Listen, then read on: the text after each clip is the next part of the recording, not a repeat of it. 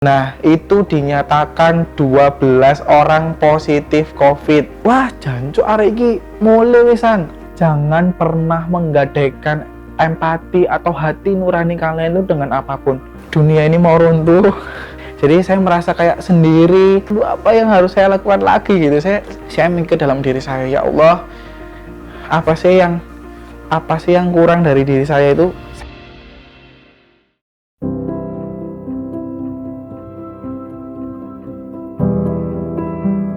Halo semuanya, perkenalkan namaku Didi. Aku adalah salah satu penyintas COVID-19. Jadi awal mula saya kena COVID-19 ini dimulai dengan saya keluar untuk liputan. Nah, setelah dari liputan itu, besoknya beberapa tim saya ini sakit. Jadi gejalanya itu mual, panas. Nah, selang beberapa hari, nggak cuma satu orang, tapi bertambah beberapa orang. Kemudian sampai puncaknya kalau nggak salah hari Jumat atau Sabtu itu sampai 9 orang. Nah, setelah itu kami berinisiasi karena kami takut ya, akhirnya paranoid semua, gejalanya sama. Kami memutuskan untuk tes serologi di hari Senin. Nah, tanggal 31 Agustus di hari Senin itu, kemudian kita ke rumah sakit, salah satu rumah sakit yang ada di Surabaya. Kita tes serologi bareng-bareng di sana. Nah, hasilnya keluar di hari Selasa tanggal 1 September. Tanggal 1 September itu sore hari. Nah, itu dinyatakan ada salah satu yang reaktif. Nah, itu di situ panik semua. Kantor lantai 3 tempat saya bekerja itu dikosongkan untuk sementara waktu untuk kondisi supaya aman, supaya lebih kondusif. Akhirnya kantor dan manajemen memutuskan untuk kami semua di swab besoknya hari Rabu tanggal 2 September di salah satu rumah sakit yang ada di Surabaya juga. Setelah itu hasilnya hari Kamis tanggal 3 September. Nah, itu dinyatakan 12 orang positif COVID. Kaget dong, semuanya panik. Kita nggak nyangka, dan di situ ada salah satu nama saya yang ada di screenshot waktu itu. Pengumumannya memang disebar lewat grup WA.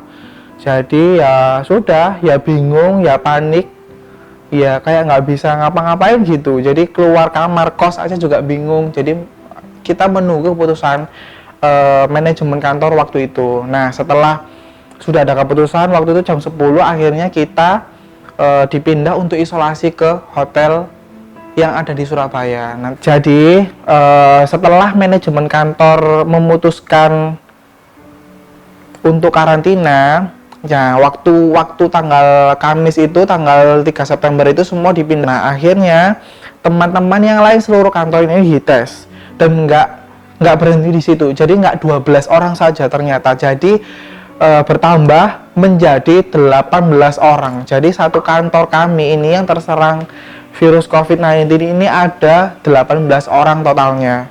Nah, semuanya dipindah ke salah satu hotel itu. Kita dikarantina satu kamar itu sendiri, itu di dalam satu lantai gitu. Nah, setelah 3 hari kita dipindah ke asrama haji Surabaya karena waktu itu adalah pertimbangan medis. Jadi 3 hari ini, beberapa hari ini, 3 hari ini teman-teman ini mengalami perubahan fisik yang sangat luar biasa. Jadi ada yang benar-benar nggak bisa makan, benar-benar yang pusing, mual, mencret, segala macam karena pengaruh obat yang dikasih dari rumah sakit waktu itu. Jadi setelah tes itu kita dibawa ke rumah sakit untuk mendapatkan obat. Nanti saya tampilin beberapa foto obat yang harus kita minum, mulai dari antivirus, mulai dari multivitamin dan segala macam. Setelah evaluasi 3 hari itu, kita akhirnya manajemen dan bekerja sama dengan Satgas Covid Surabaya dipindah ke asrama haji karena di asrama haji tempatnya lebih memungkinkan dan lebih kondusif. Apalagi di sana sudah ada tim medis yang standby di sana. Jadi kita dibawa ke sana. Mungkin nanti saya akan sedikit kasih cuplikan video waktu kita dipindah dari dari hotel ke asrama haji, naik ambulan waktu itu. Jadi kita iring-iringan 3 ambulan kalau nggak salah. Jadi kita berangkat ke sana untuk dipindah ke asrama haji. Berbicara masalah gejala, aku adalah salah satu orang yang gejalanya itu sangat minim sekali. Jadi gejala yang tak alami ini adalah cuma batuk kecil sama hilang penciuman sama indera perasa. Jadi indera perasa dan indera penciuman itu hilang sama sekali. Jadi saya nggak bisa ngerasain makanan. Jadi rasanya hambar. Jadi saya itu menemukan titik rasa yang aneh di mulut saya. Jadi ngerasa gak enak, mau makan itu mual. Kayak gitu aja sih. Jadi mungkin bisa dibilang OTG juga bisa. Jadi nggak gejalanya tuh nggak tampak sekali gitu. Nah kalau teman-teman yang lain gejalanya tuh mulai dari mual, mulai dari pusing, pilek, batuk, bahkan ada yang batuk berat. Apalagi teman-teman yang punya komorbid atau penyakit bawaan. Oke, kita sudah sampai di asrama haji. Jadi di asrama haji ini pertama kali kita masuk itu kita antri dulu, kita didata dulu dari mana segala macam, KTP segala macam. Kalau terus dibagi per kamar. Nah, per kamar ini berbeda dengan di hotel. Jadi kalau di hotel itu satu orang satu, kalau di asrama haji ini 3 orang, 2 orang sampai 3 orang. Nah, kita dibagi per kamar masing-masing. Untungnya memang kita dapat teman sekamar ya, jadi bisa lebih ngobrol, lebih enak. Jadi teman-teman sendiri yang ini. Nah, setelah sudah masuk, kita dites kesehatan lagi. Jadi apa-apa keluhannya, didata lagi apa-apa mungkin atau sakit atau segala macam. Nah di saat itu juga ada beberapa teman-teman yang harus dirujuk ke rumah sakit juga. Jadi nggak dikarantina di asrama haji karena memang punya penyakit bawaan begitu. Jadi kondisinya memang tidak memungkinkan untuk di asrama haji. Kegiatan apa aja sih yang di asrama haji ya? Iya yang jelas mendekatkan diri kepada Sang Maha Kuasa ya, pasti lebih mendekatkan diri, berdoa. Terus kalau pagi itu ada olahraga, terus senam, terus kita juga ngobrol, kita makan bareng, tapi tetap dengan protokol kesehatan gitu. Paling sih ya lebih banyak istirahat sih, maksudnya memulihkan kondisi badan gitu. Jadi kita minum vitamin, terus kita minum makanan-makanan yang bergizi, terus kita makan di asrama haji itu 3 kali, jadi dari pagi, siang, terus malam gitu, sore ke malam. Jadi lucunya itu kayak kita antri, jadi ada bagian permakanan itu dia bawa kayak semacam tosta gitu, jadi kita antri untuk ambil itu. Tapi ya seru banget pengalaman yang dia itu kayak ada bel gitu loh. Jadi mungkin nanti kasih cuplikan untuk videonya. Seperti apa pengalaman kita? Yo banyak banget sih ya. Kita ngobrol, gosip, nonton TV, bareng-bareng lah di sana.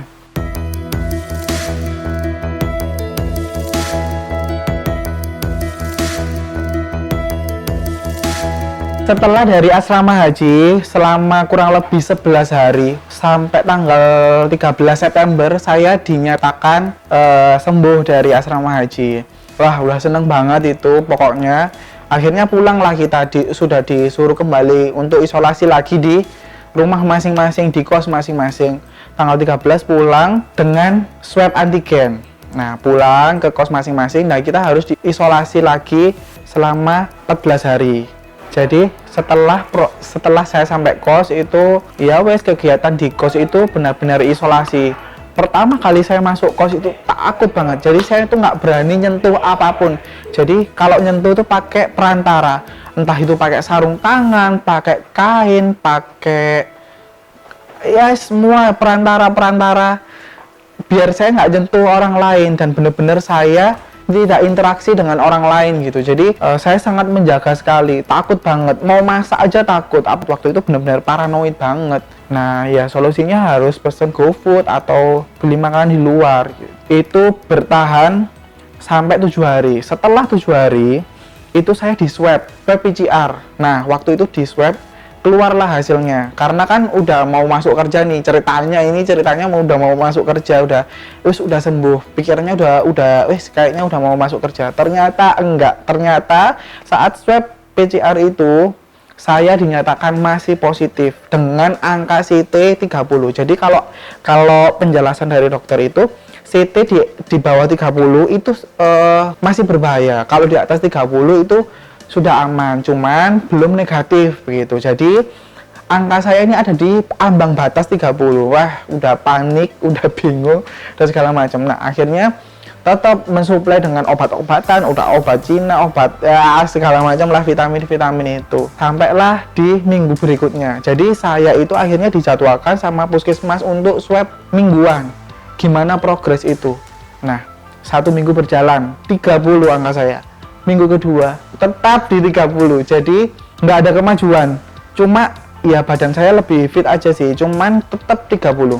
Udah down. Ketiga kali 30 lagi, dan itu benar-benar yang bikin saya down banget. Apalagi teman-teman yang lain itu sudah merasa negatif, bukan merasa lagi, sudah negatif. Jadi saya merasa kayak sendiri, merasa kayak yang stres. Gimana? Ikhtiarnya sama, yang saya lakukan juga sama. Saya sudah melakukan terapi seperti itu. Saya sudah melakukan yang kayak berkumur pakai betadine lah, apalah segala macam itu. Tapi ya hasilnya tetap aja. Apa yang harus saya lakukan lagi gitu? Saya nggak ngerti. Aku tuh harus gimana lagi? Tuh aku nggak ngerti, wis. Akhirnya di pengumuman yang ketiga itu, saya mikir dalam diri saya, ya Allah, apa sih yang kurang dari diri saya itu? Saya sampai bilang gitu. Jadi setelah pengumuman, saya lepas semua, saya tanggalkan semua. Saya seolah-olah merasa saya sembuh. Jadi setelah pengumuman itu, rambut saya ini saya gundul. Rambut saya ini saya gundul. Saya keluar. Saya makan sama anak-anak, saya makan teman-teman. Saya mau makan apa, saya makan. Pokoknya saya pingin happy, saya harus interaksi sama orang. Nah itu, jadi dari situ akhirnya saya tenang. Banyak sih drama-drama kayak saya mau dipindahin ke Malang, saya mau dirujuk ke rumah sakit lapangan, saya mau dibalikkan lagi ke HAH, Hotel Asrama Haji. Udah banyak banget itu udah bikin down up segala macam.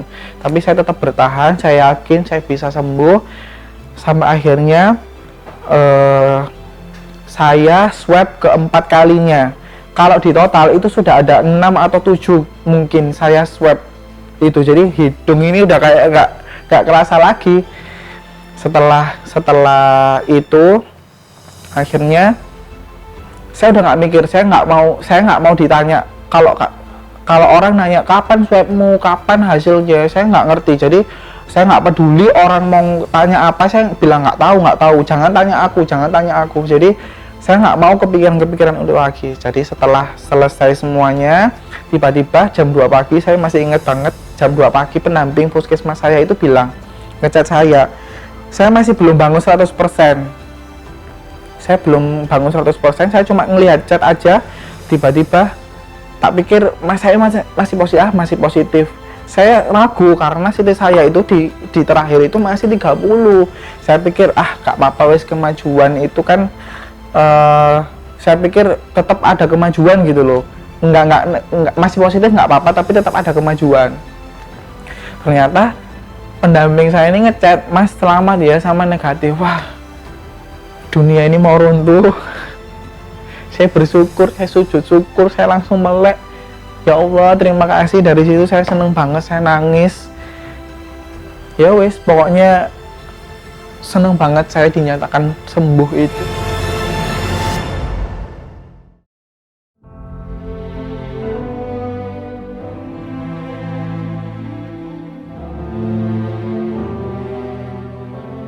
Respon keluarga setelah saya dinyatakan positif ini ya, mereka bingung. Apalagi kan keluarga saya ada di Malang.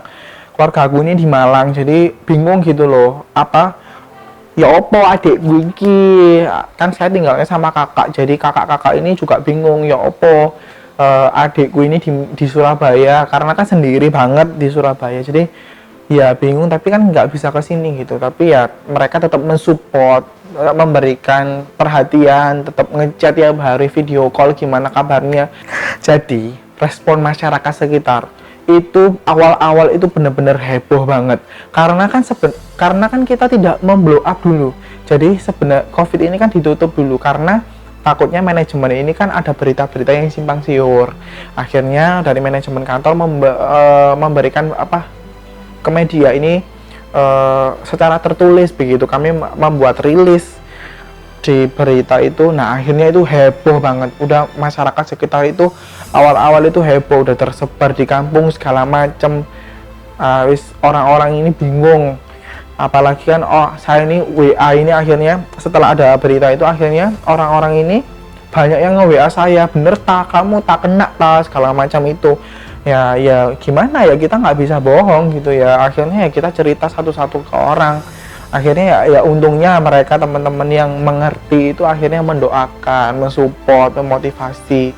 Ya awal-awalnya taunya itu karena kan saya bilang ke ibu kos, jadi kan kita nggak bisa bohong ya di masyarakat itu ya. Awal-awal ibu kos itu bilang bahwa kabar ini memang sudah tersebar di desa ini atau di lingkungan sini, apalagi di kelurahan.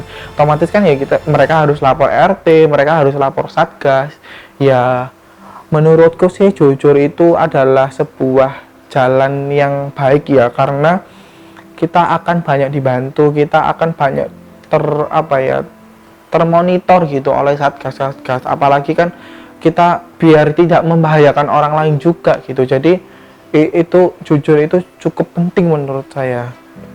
Oke, kita berbicara masalah stigma di masyarakat. Memang ya di berita-berita itu kan banyak banget orang yang kena stigma, orang yang dihujat segala macam. Dan itu memang benar terjadi adanya di lapangan. Jadi saya itu benar-benar ngalami. Saya itu benar-benar belum masih tes itu. Itu tuh udah dibilang gini. Loh, kamu jangan bawa penyakit ke sini gitu. Bayangin. Jadi saya belum dinyatakan positif aja saya udah dibilang gitu. Akhirnya dinyatakanlah positif kan. Wah, itu udah banyak banget orang-orang itu menjauh, orang-orang itu kaget, orang-orang itu kayak, loh kamu kok bisa sih, padahal kamu tuh orangnya bersihan loh, padahal kamu tuh sudah menjaga ini loh, padahal kamu yang aware loh. Wah, kamu ini ya, kamu tuh suka nongkrong nih, kamu nih suka ini nih. Jadi orang-orang tuh banyak banget yang ngejudge, banyak banget yang ngomongin. Bahkan setelah kita pulang dari asrama haji itu tuh banyak banget orang-orang yang diisui lah, kalau dimaki-maki lah. Wah, jancuk arek iki mulai wisan. Ada yang dibilang seperti itu. Bahkan kita tuh direkam, kita tuh ada kan salah satu teman itu yang memang sudah pulang ke kos, tapi keadaannya itu masih darurat. Ternyata CT-nya itu masih rendah. Akhirnya dibawalah anak ini kembali ke rumah sakit, dirujuk. Dipanggil lah ambulan ini kan dijemput lah pakai ambulan. Nah, itu benar-benar ya ampun, dilihatin semua orang-orang kampung. Ya gimana ya susah juga kita mengontrol orang lain, tapi ya gimana lagi. Stigma ini akan tetap ada selagi orang-orang ini tidak bisa teredukasi dengan baik. Ya, orang-orang kan pasti apa kata mulut tetangga gitu, apa kata mulut netizen gitu. Jadi ya susah juga kalau orang itu tidak teredukasi dengan baik. Ya kami yang merasakan ini ya pertama, wah tuh sakit hati banget, nangis, sedih, nelongso. Gimana sih kok bisa kayak gini gitu ya, kita mengalami banget. Tapi ya kita harus tough dengan itu semua, kita harus bisa beradaptasi itu semua. Akhirnya lambat laun kita udah terbiasa dengan kamu mau ngomong apa ya terserah kamu, I don't care. Kita nggak mikirin, yang penting kita sudah sehat, kita sudah negatif, ya terserah kamu mau ngomong apa gitu. Jadi ya kita bodo amat sekarang. Bukan bodo amat yang maksudnya gimana ya, kita bodo amat dengan omongan orang, tapi kita tetap menjaga protokol kesehatan. Jadi kita juga nge-share ke orang-orang, ini loh kamu harus pakai masker loh, yang bener loh kamu pakai maskernya, kamu harus cuci tangan loh, kamu harus jaga jarak loh, kayak gitu. Jadi pada saat down itu aku tuh perasaannya bingung. Saya sudah melakukan apapun gitu, tapi hasilnya nihil gitu. Jadi gimana nggak down, apalagi pada saat yang swab terakhir itu ya. Jadi aku ngerasa bingung, ngerasa nggak punya teman karena semuanya sudah negatif. Memang tinggal beberapa, cuman kan akhirnya itu benar-benar berpengaruh ke psikis gitu ya. Saya berusaha bangkitnya itu ya tetap mengingat Tuhan, tetap mendekatkan diri kepada Sang Maha Kuasa. Saya berpikirnya itu ya tak tanggalkan semua. Jadi aku nggak mau mikir yang aneh-aneh.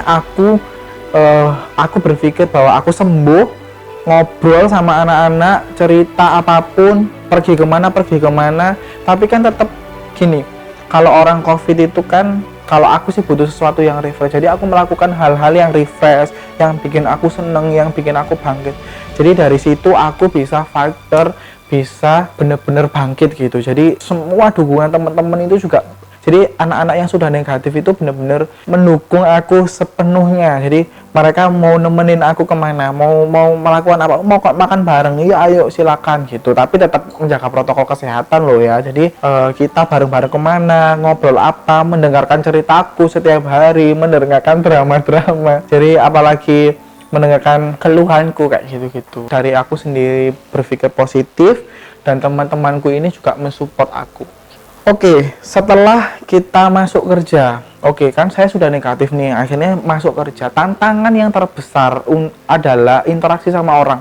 Jadi kita tuh kayak masih takut gitu loh. Jadi aku masih takut untuk interaksi orang sama orang lain, masih deket sama orang lain. Kita berpikir tuh kayak gini, kita tuh masih kayak positif gitu. Jadi ngerasanya tuh kayak orang lain tuh kayak nggak safe berada di dekat kita gitu. Orang lain pun juga merasa khawatir gitu kalau di dekat kita, karena wih, anak ini nih masih ini nih baru sembuh dari COVID nih. Jadi kayak merasa seperti itu gitu. Jadi kayak ngerasanya gini, orang lain tuh kalau kamu nggak bersih ya jangan deket aku. Jadi aku tuh sempat berpikir seperti itu. Jadi ngerasanya itu kayak bingung. Ya gimana lagi ya, mungkin memang membutuhkan pembiasaan ke depan. Kalau masalah fisik, kerja awal-awal itu pusing. Awal-awal itu kayak, aduh badan ini udah nggak, otak ini nggak nyaut banget. Jadi otak ini diajak ngomong orang lain tuh kayak nggak bisa, jadi nggak nutut ke sana. Jadi nggak kerja apa-apa, jadi cuma lihat, bingung. Ya badan ini, fisik ini kayak telat makan dikit udah kayak nggak bisa. Jadi ya harus benar-benar makan teratur, minum vitamin. Ngomong-ngomong masalah pelajaran hidup itu banyak banget, atau hikmah yang tak ambil dari sini itu banyak banget. Jadi yang mulai kayak aku atau saya itu kayak lebih sabar, harus lebih mengerti, harus lebih wise, harus lebih positif. Jadi aku tuh menganggap ini tuh sebuah cobaan hidup yang memang harus kita jalani gitu. Jadi ya kita harus bersyukur, apalagi bersyukur tuh kayak ya Allah, gimana ya, kita udah diberi kesehatan, kenikmatan, kita harus disyukuri. Itu sih yang pelajaran besar itu. Jadi ya kita harus lebih mendekatkan diri kepada Sang Maha Kuasa. Gimana pun kita berada dan bagaimana keadaan kita itu harus tetap mendekatkan diri kepada Sang Maha Kuasa. Pesannya untuk kalian semua, ya emang sih pengalaman COVID ini sangat menyedihkan, apalagi stigma di masyarakat yang orang lain tuh ngejudge banget ke kita, terus kayak fisik ini lemah, bahkan fisik itu kayak ada yang mual, ada yang kayak wah udah mau pingsan, mereka nggak bisa makan. Emang nggak enak banget jadi orang yang COVID. Nah, pesanku buat orang-orang di luar sana, jangan menganggap ceritaku ini hanya sebagai cerita sedih atau cerita susah, tapi jadikan ini tuh pelajaran bahwa benar-benar COVID tuh ada gitu loh. Jadi kalian tuh harus benar-benar aware tentang masalah ini, baik edukasi ke masyarakat, baik edukasi buat diri kita sendiri, ke keluarga kita, mindset kita tuh harus benar-benar terbuka. Di luar sana kan banyak berita-berita itu, apalagi kamu jangan terpapar berita-berita hoax, berita-berita yang nggak bener di luar sana. Jadi kamu harus baca lagi, buka-buka lagi segala macam. Jadi kita edukasi diri kita, juga edukasi orang lain gitu.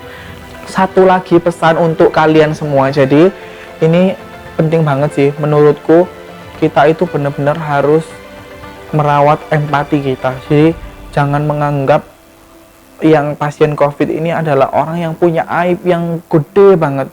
Kita semua punya aib. Jadi menurutku kita harus merawat empati itu. Jadi jangan pernah menggadaikan empati atau hati nurani kalian itu dengan apapun. Pokoknya ya support lah mereka gitu loh. Orang COVID itu kan pasti nggak mau dihadapkan dengan keadaan itu gitu loh. Jadi ya harus tetap support mereka, dukung mereka untuk menjadi orang-orang yang sembuh gitu. Nah, jangan lupa juga harus tetap jaga 3M. Pakai masker, mencuci tangan, dan juga menjaga jarak. Terus pokoknya tetap harus jaga protokol kesehatan. Oke, dimanapun kalian berada. Dan yang terakhir adalah saya mau mengucapkan terima kasih, banyak banget terima kasih kepada seluruh teman-teman yang sudah mendukung saya, memotivasi saya, memberikan dukungan, memberikan energi positif untuk saya supaya saya bisa bangkit, saya bisa kembali pulih, saya bisa cerita ini di depan teman-teman semuanya, teman-teman yang seperjuangan saya juga yang merasakan gimana rasanya positif ini, teman-teman kantor semuanya. Saya mengucapkan terima kasih untuk keluarga-keluarga saya, keluarga dekat saya, kakak-kakak saya yang sudah memberikan support system yang sangat luar biasa. Manajemen kantor yang sudah mengawal saya dari awal sampai akhir, mendampingi sampai saya sembuh. Dan seluruh netizen dimanapun berada yang memberikan perhatian, memberikan makanan, yang ngirim makanan yang pada saat isolasi, yang sudah membantu saya. Pokoknya saya mengucapkan terima kasih ya. Satu lagi saya mau memberikan apresiasi, pokoknya tim medis yang menangani COVID ini benar-benar kalian keren banget. Gimana ya, kalau nggak ada tim medis itu saya nggak ada di sini kali, nggak ada cerita sama kalian semua. Pokoknya untuk puskesmas yang tempat saya swab, yang mendampingi saya, pokoknya saya terima kasih. Rumah sakit asrama haji semuanya, dokter-dokternya di sana, garda terdepan yang menangani COVID ini, saya mengucapkan terima kasih kepada semuanya. Semoga kebaikan kalian dibalas oleh Allah Subhanahu wa taala. Semoga mendapatkan kebaikan yang berlebih, mendapatkan berkah, mendapatkan hidup yang lebih baik gitu. Kita sama-sama bangkit, kita sama-sama menjalani hidup di tengah pandemi ini dengan bahagia gitu. Jadi jangan bikin susah, tetap bahagia, tetap positif, dan tetap mematuhi protokol kesehatan. Terima kasih, saya Didi. Semoga cerita ini menginspirasi semua orang dan bisa dijadikan pelajaran